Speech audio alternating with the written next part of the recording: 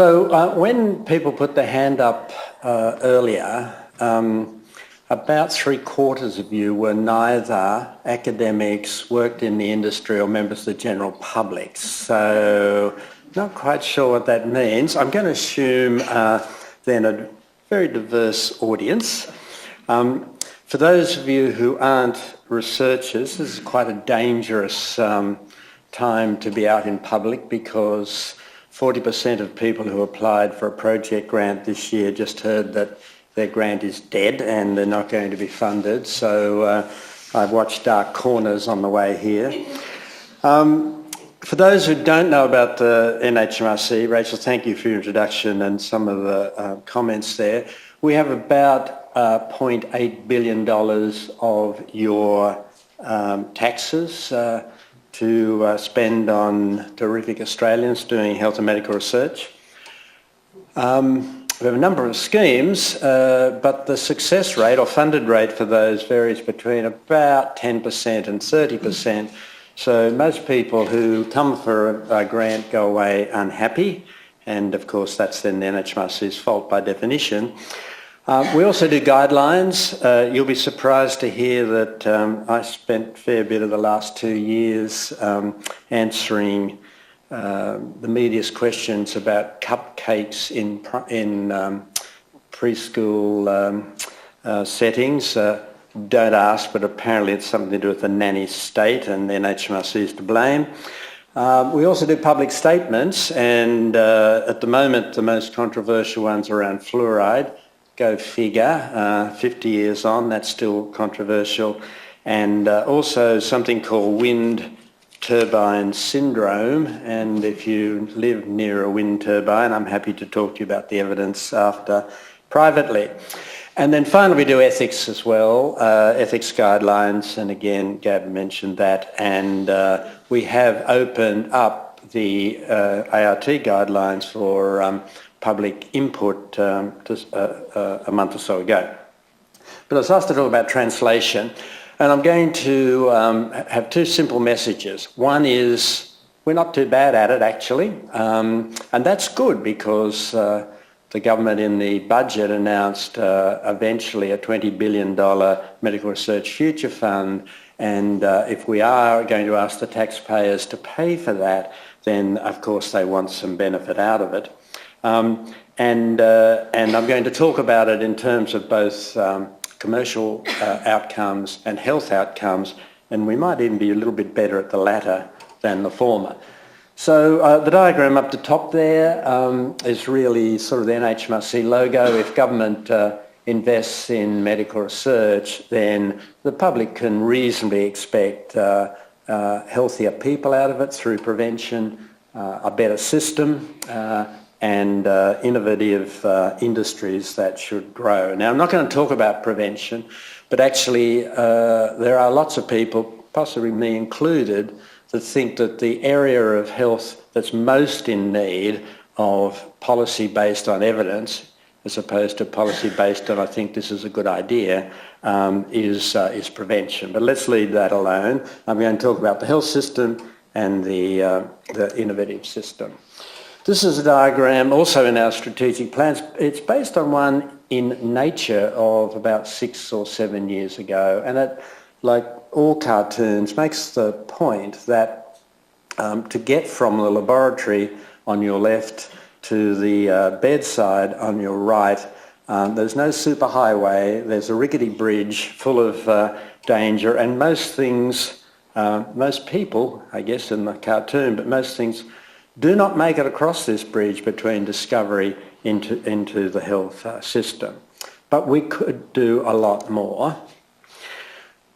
This is just our funding schemes. Our actions are down the left side. We try and create new knowledge, accelerate its translation, and build Australians' research capacity. And the ends there are the numbers of grants we currently have in each of those areas. Now, the next 2 or 3 slides are opportunities that have come from research to save you money and the taxpayer money and you money out of pocket. Australia's health care system is overall this year about $150 billion. Remember, 0.8 on billion on medical research, 150 billion. That's shared between out-of-pocket personal expenses do pay for a number of procedures that have no benefit to the patient, but are paid for through Medicare or out-of-pocket. Here's one example. Vertebroplasty, I always have trouble with that word, was a great idea.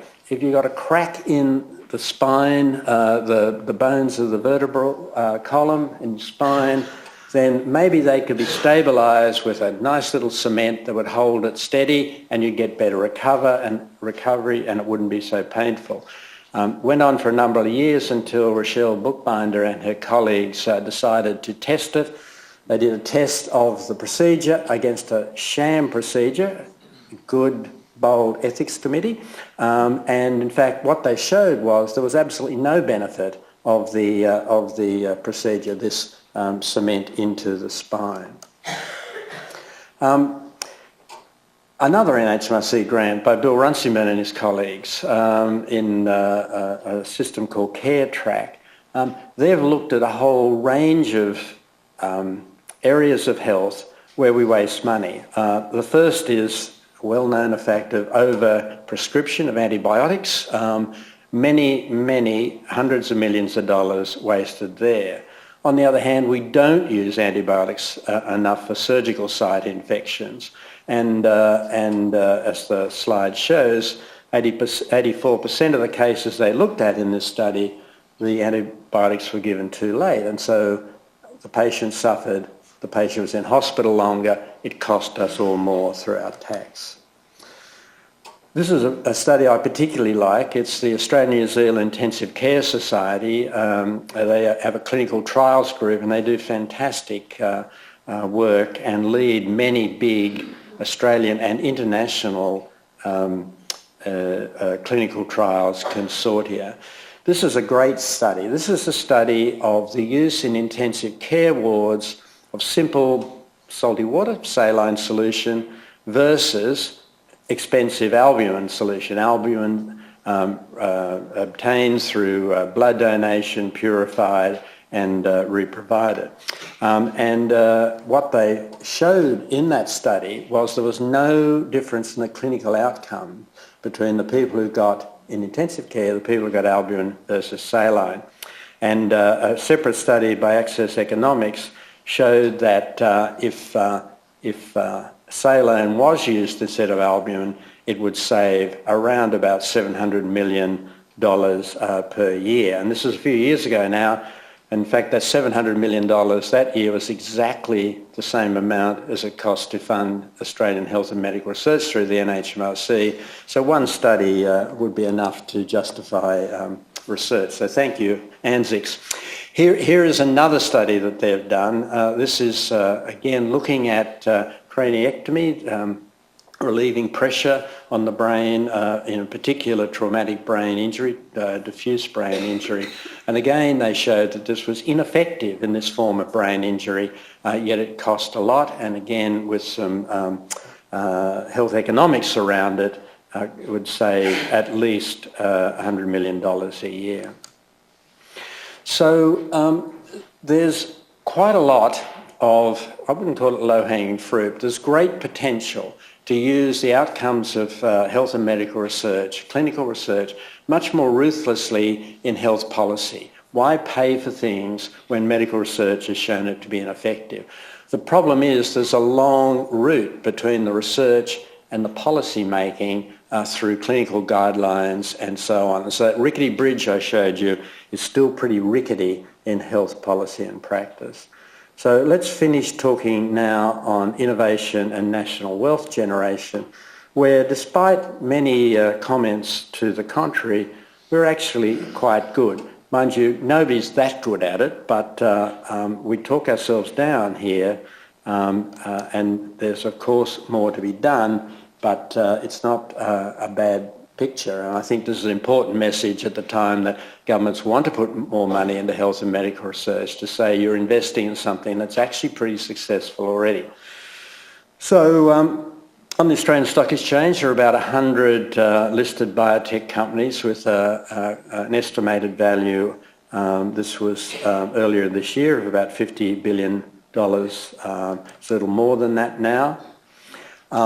We have a very effective export industry built on our areas. So the blue line across the top there is the medicines exports. The red line are cars, and the green line is wine. So over most of the last 10 years or so, Australia's biggest manufactured export has been in the medicines and life science area. Beats cars, beats wine. Around about 13,000 Australians work in biotech companies, just in biotechs, not working in clinical trials for pharma, but in biotech. This is at least 3 times as many as the country we were often compared to, Canada. Scientific American recently published a World View scorecard about 9 months or so ago, and on that it ranked us 7th in the world in biotechnology and 7th with a star, up from number 10 the year before. Best in the world for best growth in public markets, and 2nd globally for the greatest public company revenues. So again, something really strong to be built on. Our biggest company in this area, of course, is CSL, and this is not an advertisement for CSL, but I asked my staff to provide this slide to give an idea of what the possibilities are if we can build more companies of the scale and scope of CSL. And this is from CSL's information.